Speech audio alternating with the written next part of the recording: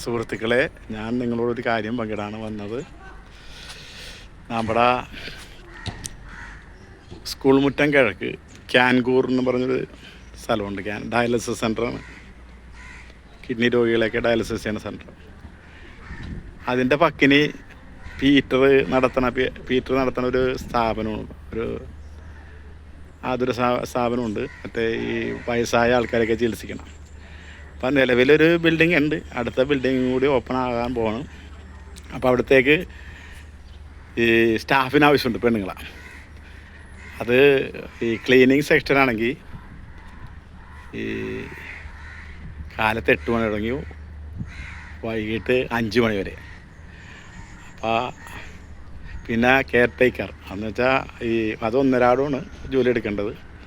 അതിൻ്റെ ശമ്പളം ഒന്നും പറഞ്ഞിട്ടില്ല. അത് 10 ദിവസമായിട്ടാണ് ജോലി. അപ്പോൾ ഇന്ന് കയറിയ നാളെ കാലത്ത് ഇറങ്ങാനേ പറ്റുള്ളൂ. അങ്ങനെയാണ് ആ സംഭവത്തിൻ്റെ ജോലി പോണത്. അപ്പോൾ നിങ്ങൾക്ക് നിങ്ങളുടെ വീടിൻ്റെ അടുത്ത് വളപ്പിൽ താമസിക്കുന്ന ആൾക്കാർ, സ്കൂൾ മുറ്റത്ത് താമസിക്കുന്ന ആൾക്കാർ, എറണാകുളത്തൊക്കെ പോയി പണിയെടുക്കുന്ന ആൾക്കാരുണ്ടല്ലോ, വണ്ടിക്കാശൊന്നും വേണ്ട. നമ്മുടെ സ്കൂൾ മുറ്റം കിഴക്ക് ഇങ്ങനൊരു സ്ഥാപനവും വന്നിട്ടുണ്ട്. ഇങ്ങനൊരു പരസ്യവും പറഞ്ഞു കേട്ട്. അപ്പോൾ ആവശ്യമുള്ള ആൾക്കാർ അവിടെ നേരിട്ട് ബന്ധപ്പെട്ട പീറ്ററിൻ്റെ ഇതുണ്ട്, അവിടെ ബിൽഡിംഗ് ഉണ്ട്. മറ്റേ ആരുമില്ലാത്ത രോഗികളെയൊക്കെ കൊണ്ടുവന്ന് ചികിത്സിക്കണം. അപ്പോൾ അവിടുത്തെ ഈ മാനേജിങ് ഡയറക്ടറൊക്കെ ആയിട്ട് ഉള്ള ആൾക്കാരുണ്ടാവുമല്ലോ, അവരുമായിട്ട് ബന്ധപ്പെട്ട നിങ്ങൾക്ക് ഈ ജോലി കിട്ടും. അപ്പോൾ ബസ് കാശ് കൊടുത്ത് എറണാകുളത്ത് പോയി പണിയെടുക്കണമെന്നുള്ളത്. നമ്മുടെ ഇവിടെ നടന്നു പോയി കിട്ടണ കൂലി എന്ന് പറഞ്ഞാൽ 1500 രൂപ പറയുന്നുണ്ട്. മറ്റേതെങ്ങനെയാണെന്ന് അറിയില്ല. ഞാനിത് അറിഞ്ഞ ശേഷം എൻ്റെ പെണ്ണുമ്പിളക്ക് ആണ് ജോലിക്ക് വന്നത്. ഒരു കോഡ് ചെയ്ത് അത് വന്നു. അപ്പം നേരത്തെ അപ്പുറത്ത് പോയിരുന്നു ചെയ്യണം. അപ്പോൾ കാലിന് വയ്യാത്ത കാരണം പോകാൻ പറ്റില്ല.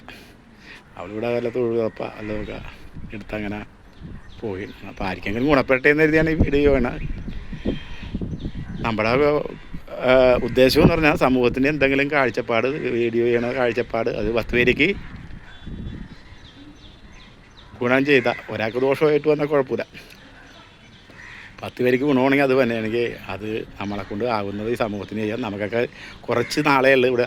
നമുക്ക് സന്തോഷിച്ചും സ്നേഹിച്ചും ഒക്കെ നമുക്ക് ജീവിക്കാം. അല്ലാതെ വഴക്കിട്ട് തല്ലുപിടിച്ച് അപ്പോൾ നമുക്ക് നമ്മളുടേതായ ഒരു മനസ്സമാധാനം കിട്ടും.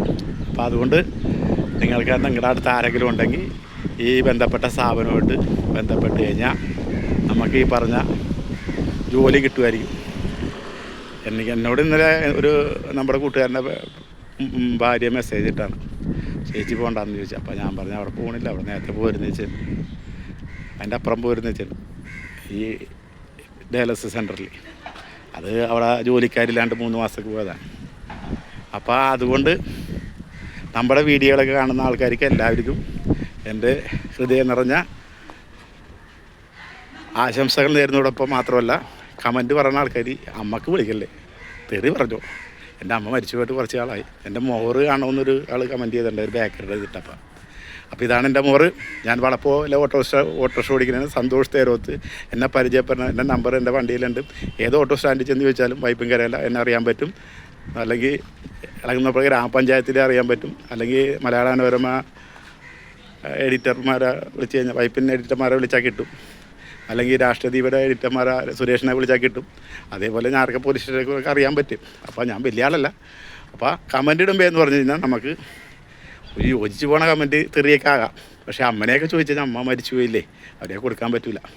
പിന്നെ നമുക്കുള്ള തിയറി എന്ന് പറഞ്ഞാൽ ഈ നിലാവ് നോക്കി പട്ടികൾ കുരക്കാറുണ്ട്.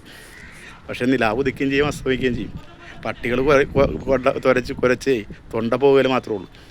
അപ്പോൾ അതൊരു പ്രകൃതി തത്വമാണ്. അപ്പോൾ കുരക്കുന്നവർ കുറക്കട്ടെ. എല്ലാവരും കമൻ്റ് ഇടുക, എല്ലാവരും ഷെയർ ചെയ്യുക, എല്ലാവരും ഫോളോ ചെയ്യുക.